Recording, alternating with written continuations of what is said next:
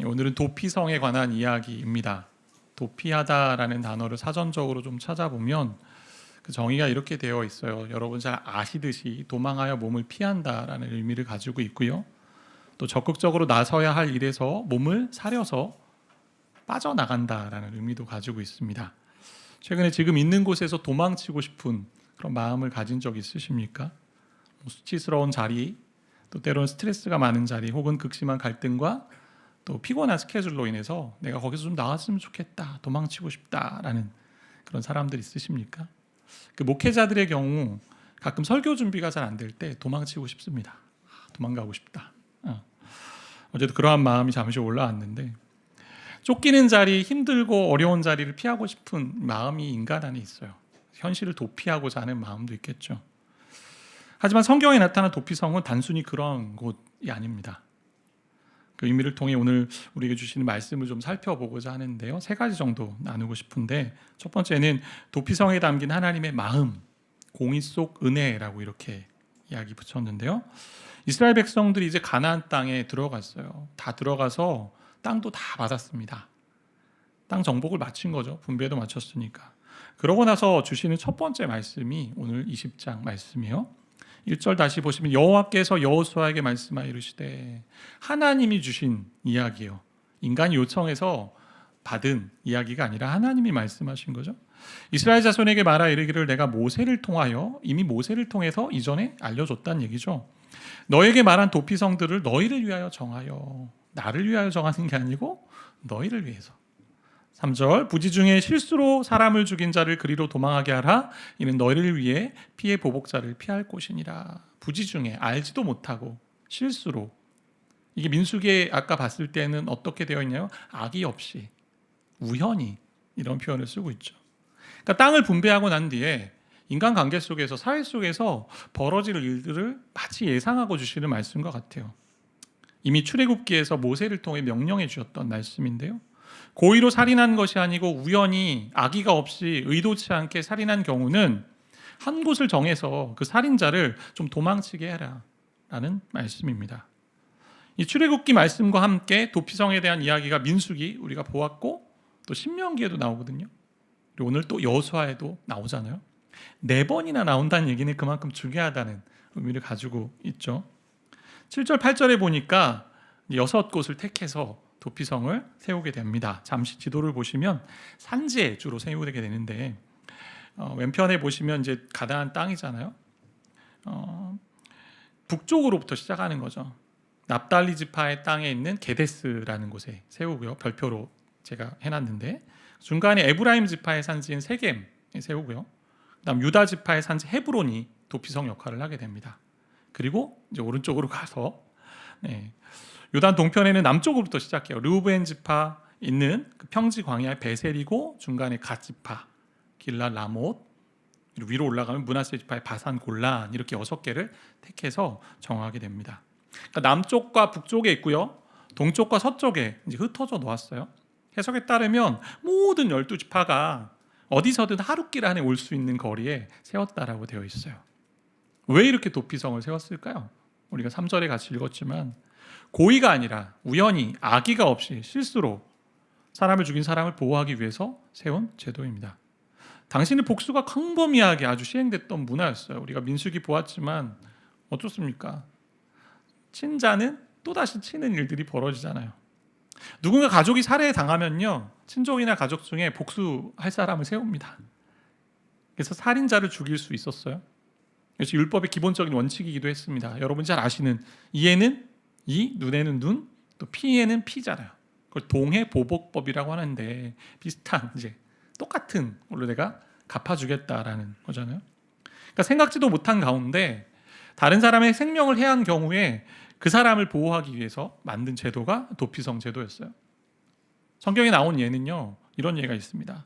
도끼로 나무를 베는데 베다가 도끼날이 자루에서 날아가서 다른 사람을 죽였다라는 거죠. 내가 의도하지 않았잖아요. 사람이 없는 줄 알고 큰 돌을 이제 같이 굴렸는데 그 굴린 돌에 지나가던 사람이 죽었어요. 그러니까 계획하지 않은 살인, 의도하지 않은 살인, 우연한 그 살인에 대해서 그 살인자의 생명을 보호하는 그런 제도가 도피성 제도였어요. 정말 의도하지 않고 했는지를 확인하고 싶어서 도피성에 들어갔을 때 재판을 통해서 그것을 확인했습니다. 먼저는 살인자가 장로를 만나서 그 장로에게 자기 사건에 대해서 다 말합니다. 그리고 난 뒤에 모두가 있는 법정에서 신문했어요.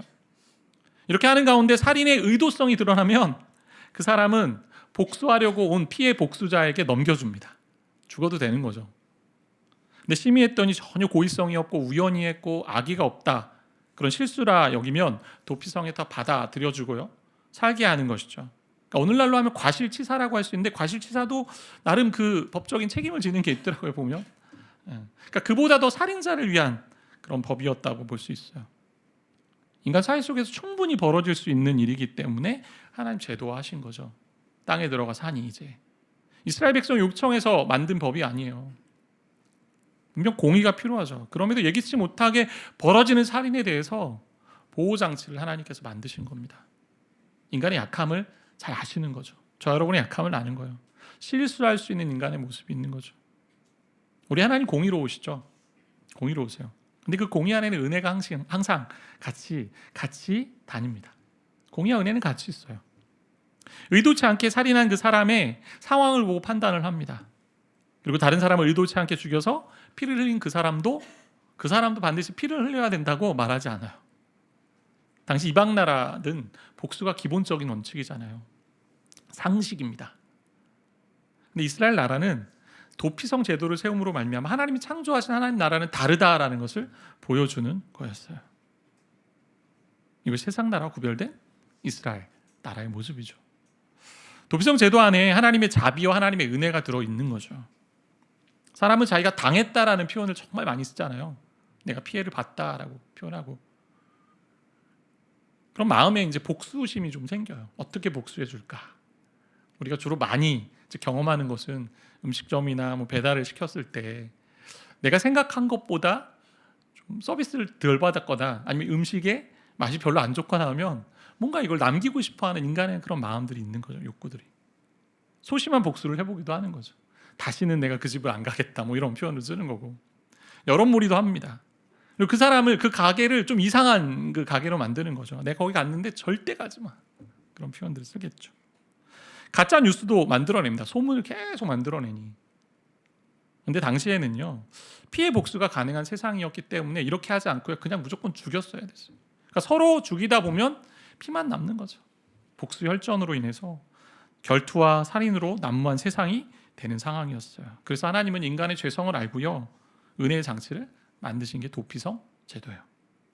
하나님의 율법과 하나님의 말씀이 우리가 이렇게 보게 되잖아요. 근데 하나님의 말씀과 율법에는요, 이것을 무엇을 해라, 지켜라, 안 지켜라 이런 개념이 아니라 그 안에 하나님의 마음이 들어있어요. 성품이 들어있어요. 이 안에 하나님의 은혜가 있고 하나님의 자비가 들어있는 거죠.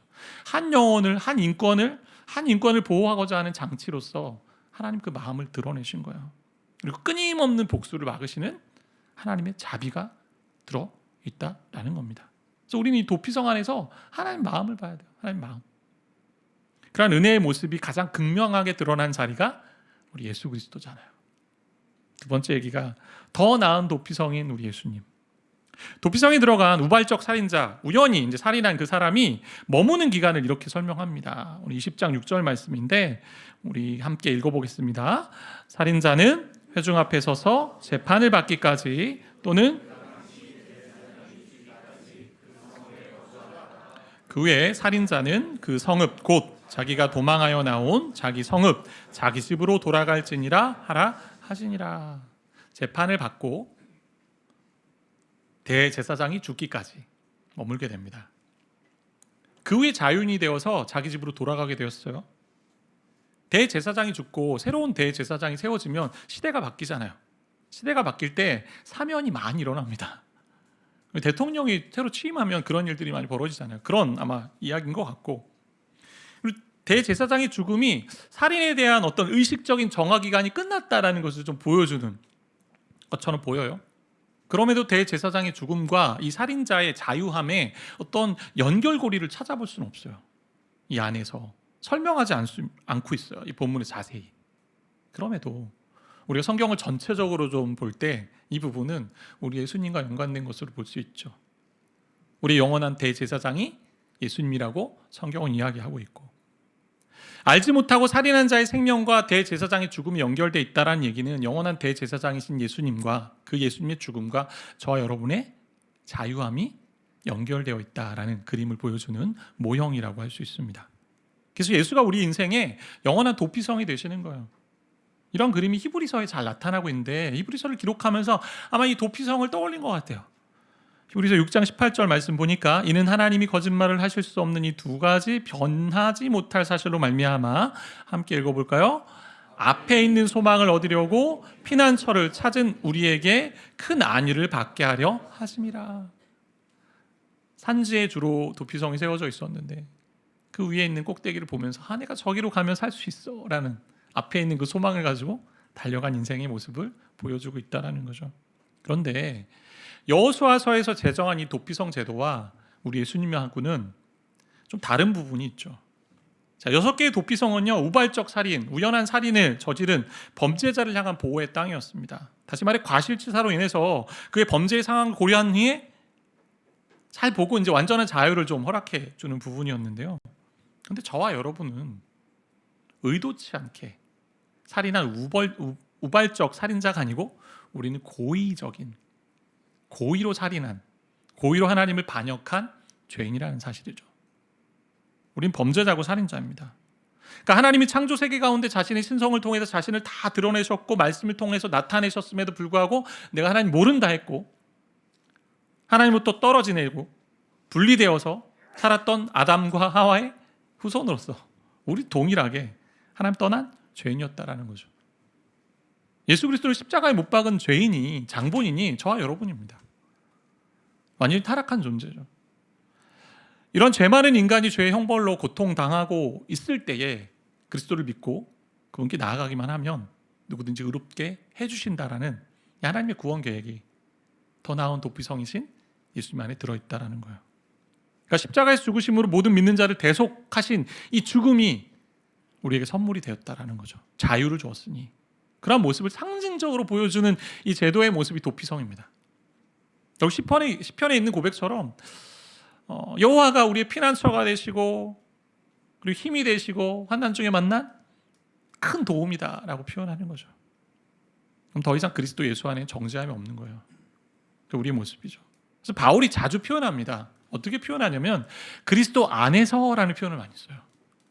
다르게 표현하면 영원한 안전이 있는 도피성 안에서라는 의미죠. 안에서. 마치 우발적 살인자를 일정 시간이 지나면요, 대제사장의 죽음에 이제 시간이 지나면 공소시효 기간이 이제 끝났다라고 생각하면서 무죄를 선언하게 되는 것과 같은 그런 모습이 그 안에 있죠. 근데 저와 여러분은 무죄를 선언하는 게 아니고 죄인인데 마땅히 죽어야 될 죄인인데 우리 예수 그리스도로 말미암아 구원받았다라는 거죠. 그게 도피성의 모습이에요. 근데 너무나 안타까운 것은 구원받았지만 지금도 그러한 죄로 인해서 지금도 죄와 싸우면서 때로는 하나님의 마음을 아프게 하는 존재로 있다라는 거죠. 이런 우리를 피해 보복자의 손에서 보호해 주시고 구원해 주신 분이 우리 예수님이시고 우리 하나님이세요. 우리 영원한 피해 보복자가 누구일까요? 성경에 살인자요, 또 우리를 참소하는 존재로 사탄을 이야기하지 않습니까? 사탄. 그 원수가 사망을 가지고 우리를 힘들게 합니다. 사망을 해서 마치 벌의 독침처럼 이야기하죠. 독침을 우리에게 쏘았음에도 불구하고 그 침은 예수로 인해서 전혀 효과가 사라졌죠. 그분이 다 맞으셨기 때문에. 그래서 우리에게 승리를 주셨습니다. 그래서 저와 여러분은 더 이상 영원히 멸망하지 않습니다. 도피성 대신, 더 나은 도피성 대신 예수님 안에 있으면 우리는 안전하고 보호 가운데 있고 자유를 누리게 된다는 거죠. 그래서 우리에게 허락하신 하나님의 선물이에요. 그러기에 우리에게 도피성이 예수님이라면 늘 그분께 피해야 되는 거죠. 그분께 피해야 돼요. 그분 안에 거해야 되는 거예요. 그래서 그리스도 안에 거하십시오라는 표현이 거기 있는 거죠. 어제 이제 저녁에 피곤한 몸을 이끌고 말씀 준비하는데 그런 마음이 들더라고요. 내일 누가 설교해 주면 좋겠다. 누가 좀 해주면 좋겠다. 너무 힘들다. 못하겠다. 막 이런 가운데 그러니까 주님께 투정반, 그리고 지난 한 주 나름 짜임새 있게 살았다고 했는데도 뭔가 이렇게 좀 안타까웠던 그 시간들 생각하면서 하나님께 좀 이렇게 이야기했어요. 근데 오늘 새벽에 오는데 지금 그런 말씀 이제 주시는 거예요. 제 마음속에 이런 말씀이죠. 이런 류의 말씀. 그래, 내가 해줄게. 넌 그냥 서 있으면 돼. 이런 얘기 하시더라고요. 그러니까 도피성 대신 주님께 나아가면 되는데 알면서도 자꾸 망각하는 거죠. 주님 안에 거하면 되는데. 늘 그분 안에 있다고 생각하면서도 망각하고 삽니다. 삶의 자리에 괴로움이나 고통이나 상처나 때로 원망이나 수치나 어려움 이런 것들을 다 가지고 가는 자리가 예수 안에 있는데 자꾸 잊어버리는 거죠. 예수님이 누더기 같은 죄인의 몸을 입고 이 땅에 오셨습니다. 그리고 저와 여러분을 찾아내셨고요. 인생의 피난처로 본인을 내어주셨어요. 아무도 멸망하지 않기를 바라는 구세주의 한없는 은혜와 자비가 우리 주님으로부터 나왔습니다. 더 나은 도피성 대신 주님을 향해 거하는, 또 나아가는 그런 삶이 됩시다. 노력하자는 게 아니에요. 그냥 주님을 더욱더 의지하고 신뢰하고 주님께 기대자는 겁니다. 이미 우리를 찾아오신 그분 앞에 우리의 마음을 여는 거예요. 그것이 저와 여러분의 안전과 삶의 문제, 그리고 죄의 문제를 해결할 유일한 길인 줄 믿습니다. 세 번째는 세상을 위한 도피성인데요. 은혜가 통치하는 교회가 이 일들을 좀 했으면 좋겠다라는 건데요. 이 말씀을 보면서 세상 속에 거하는 저와 여러분이 도피성의 역할을 해야 되지 않을까라는 생각해보게 되잖아요. 복수는 나의 것이라고 이 세상은 이야기합니다. 내가 복수할 거야. 내가 당했어. 내가 상처받았어. 참지 못해. 끝까지 내가 뭔가 해주겠어. 그래서 어떻게 해요? 보복 운전을 하죠. 끝까지 쫓아가더라고요. 그런데 우리 주님은 우발적 살인자뿐 아니라 모든 죄인을 다 받아주신 도피성이 되셨잖아요. 그러게 저와 여러분은요, 이 땅의 사람들을 위한 도피성이 돼야 되는 거죠. 우리 공동체가 그러한 곳이 되었으면 좋겠어요. 억울한 사람, 힘든 사람, 약한 사람, 언제든 와서 보호 안전을 누릴 수 있는 피난처가 되는 그런 곳이 되었으면 좋겠습니다. 그렇게 도피성이 될 수 있는 공동체의 특징은요, 은혜와 긍휼이에요. 우리 주님의 마음을 닮은 거죠. 주님의 성품을 가지고 있는 거죠. 은혜가 있고 긍휼한 마음으로 돌아보는 것, 그런 마음이 작동하는 것. 때로는 사회적으로 격리되고 소외당한 사람들, 또 때로는 억울함 가운데 있고 아픔 가운데 있는 사람들, 그 사람들에게 빈자리를 내어줄 수 있는 사람과 공동체가 되길 원한다는 거죠. 제가 지난 월요일 잠시 덕수궁 돌담길을 이제 걷게 됐는데 오랜만에 정말 아내와 걸었는데, 그러면서 그 길로 쭉 올라가면요, 정동제일감리교회라는 곳이 있습니다. 가보신 분도 있을 것 같기도 한데, 돌담길 쭉 올라가면 있는데 우리나라에서 오래된 교회 중에 하나예요. 정동제일감리교회는 올해가 140주년 되었다고 얘기해 주시더라고요. 감리교 선교사이신 아펜젤러 선교사님이 지은 교회인데, 마침 이제 경비하시는 분이 계셔서 월요일 쉬는 날이에요. 교회니까 쉬는 날이어서 제가 그래도 좀 안에 들어가 볼 수 있을까요? 네, 지나가다 많이 봤는데 안에는 들어가 본 적이 없어서. 선교사님 때 지었던 예배당이 아직도 있어요. 또 확장해서 큰 예배당도 있고 교육당도 있지만 선교사님 때 지었던 예배당이 있는데, 거기서 아직도 새벽 기도회를 한대요. 들어가 보니 나름 큰 골격이 남아 있고요. 앞에 강대상, 강단, 이것도 뭐 그때를 많이 살려놓은 거예요. 바닥도 마룻바닥으로 되어 있는 그런 곳인데 많이 좀 남겨놨죠. 그분이 거기서 설교했던 모습을 좀 떠올리게 된 것 같아요. 이게 아펜젤러 선교사님과 언더우드 선교사님이 우리나라에 같이 들어오셨거든요. 1885년에 부활절 아주 봄비가 부슬부슬 내리는 인철 제물포항에 이분들이 들어오셨습니다. 아펜젤러 선교사님은 임신 2개월 된 우리 사모님과 함께 들어오시는데, 미국 샌프란시스코에서 이제 출발해서 일본을 거쳐 제물포항까지 들어오시게 돼요. 긴 여정이잖아요. 정말 긴 여정. 도착해서 그분들이 이렇게 기도했습니다. 그 기도문이 양화진에 있는 아펜젤러 선교사님 묘비명에 이제 기록되어 있는데, 묘비에 보면 이렇게 기록되어 있어요. 우리는 부활절 아침에 이곳에 왔습니다. 그날 사망의 권세를 이기신 주께서 이 백성을 얽어맨 결박을 끊으사 하나님의 자녀로서의 밝은 빛과 자유를 허락하여 주옵소서. 사망의 권세를 이기신 주께서 이 백성의 얽어맨 결박을 끊으사 하나님의 자녀로서의 밝은 빛과 자유를 허락하여 주옵소서. 일제 지배하에 있던 조선 땅이었고요. 억눌리고 가난하고 굶주린 나라 잃은 영혼들에게 복음을 통해서 자유를 준 선교사님이셨습니다. 원래는요, 일본으로 가고자 했던 분이었어요. 하나님의 인도하심으로 조선 땅, 한국 땅에 오게 됐어요. 이들이 조선 땅에 와서 참된 도피성이 된 거죠. 나라 잃은 백성들, 가난한 백성들 보살피고 교육시키고 학교를 세우고 교회를 세우고 병원을 세웠습니다. 그때 배제학 땅 있었고 지금 연세대의 전신인 학교를 세웠고 세브란스 병원 전신, 그리고 세문안교회, 정동제일감리교회 세운 거예요. 제가 그 생각이 떠올라서 참 마음이 많이 뭉클했습니다. 이들을 도구로 사용하신 하나님의 그 손길을, 은혜의 손길을 그 장소에서 좀 이렇게 경험하게 되는 거죠. 이 무덤, 그 의자나 이런 데를 만지면서. 저 여러분이 세상을 향한 도피성이 되고 계십니까? 연약한 자, 소외된 자 어떻게 대하고 계세요?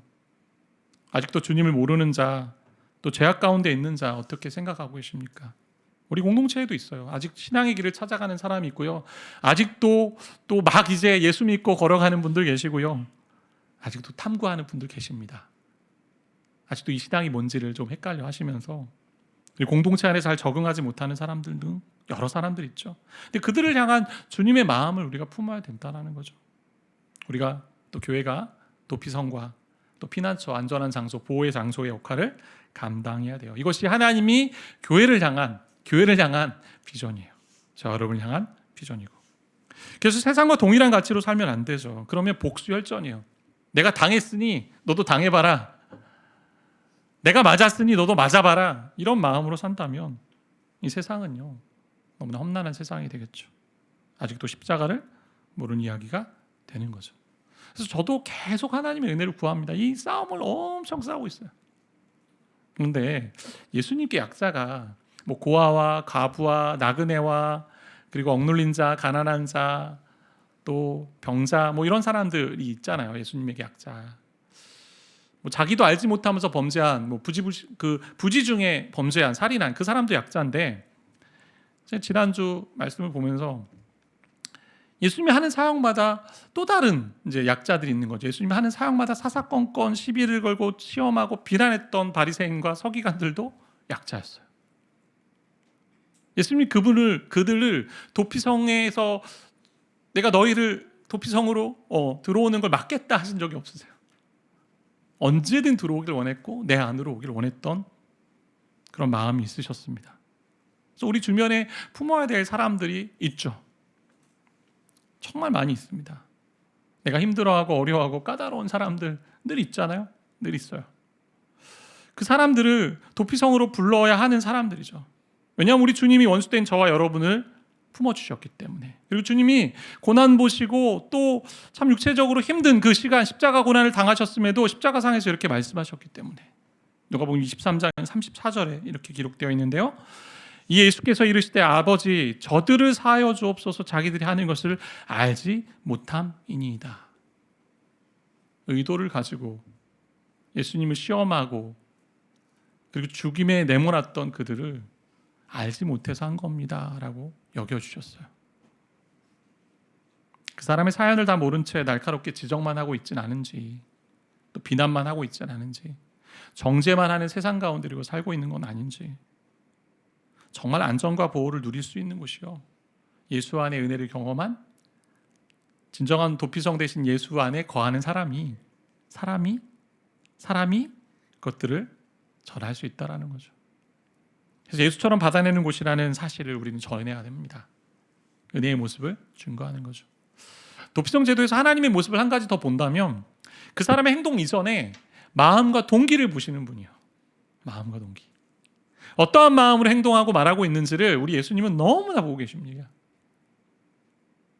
겉으로는 괜찮은 척하면서 우리가 지낼 수 있잖아요. 그러나 마음의 분노와 복수와 원한과 이런 것들 가지고만 살아간다면 우리 주님 다 알고 계십니다. 그 안에 내포된 의도와 계획을 살피고 계신 하나님이세요. 마음에 쌓은 것에서 말로 나오잖아요. 나 원래 그런 사람이야. 나 원래 그렇게 말투가 그래. 그럴 수 있겠지만 저도 그런 부분에서 계속 노력하는 부분인데, 근데 마음에 있는 것에 나오잖아요. 결국 그 마음이 은혜로 통치되지 않으면요, 복수가 끊이지 않는 세상이 됩니다. 그래서 교회는요, 은혜가 통치하는 곳이 돼야 돼요. 은혜가 통치하는 곳.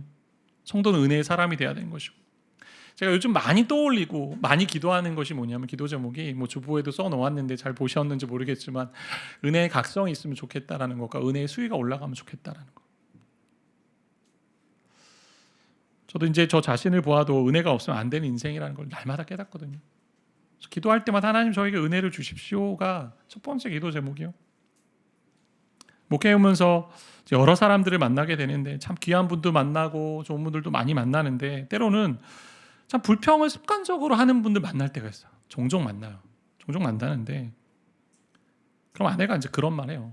그 얘기하면 제가, 그런 분 좀 있지 않냐 그러면, 그간 당신이 불평했던 모습에 대한 하나님의 거울 치료입니다 이제 얘기하는 거죠. 저도 은혜가 없으면 말랑말랑한 사람이 안 되기 때문에, 그래서 은혜를 많이 구합니다. 제가 올해 이제 결단하고 하나님 앞에 좀 결심한 게, 감사를 정말 많이 하자. 좀 힘들어도 감사하자. 어려워도 감사하자. 그래서 은혜를 많이 구해요. 은혜가 뭡니까? 받을 자격이 없는 자에게 대가 없이 주시는 하나님의 호의잖아요. 선물이에요. 선물. 그러니까 저와 여러분이 죄사함의 은혜를 받았고요, 소망의 은혜를 가지고 있습니다. 그리고 지금도 택한 백성을 끝까지 책임지시고 견인하신 하나님의 은혜를 받고 있습니다. 근데 안타까운 것은 그 은혜를 자주 망각하고 있다는 거죠. 망각합니다. 그래서 은혜의 수위가 너무 낮아져요. 망각하니까. 그러니 내가 사람과 대화하고 사람과 만날 때 낮은 은혜 가지고 생활합니다. 그러니 깨어지고 아픔을 경험하고, 바리새인처럼 나랑 맞는 사람, 나에게 잘해주는 사람, 내 편이 되어주는 사람하고만 교제합니다. 너무 낮은 수준의 은혜가 되잖아요. 그래서 은혜의 각성, 은혜의 깨어남이 필요해요. 그렇게 되면 자연적으로 저와 여러분을 통해 은혜가 흘러가고 은혜의 수위가 올라갑니다. 그러면 이 세상은요, 은혜로 가득 차게 되는 줄 믿습니다. 자꾸 선을 그을 때가 우리가 많잖아요. 저도 선을 그었던 적이 참 많아요. 네 편, 내 편. 저 그룹, 우리 그룹. 선 안에 머물러만 있는 우리의 모습을 봅니다. 근데 자신을 돌아보세요. 선 밖에 있는 사랑까지 품으시는 예수의 마음을 우리가 경험하기로 합니다. 그분의 은혜를 누림으로 남성과 여성, 주류와 비주류, 보수와 진보, 부자와 가난한 자, 이 모든 상황을 좀 뛰어넘어 직장과 가정과 교회 가운데 참된 은혜의 도피성을 세우는, 은혜의 수위를 놀리는 저와 여러분 되기를 바라고 축복합니다.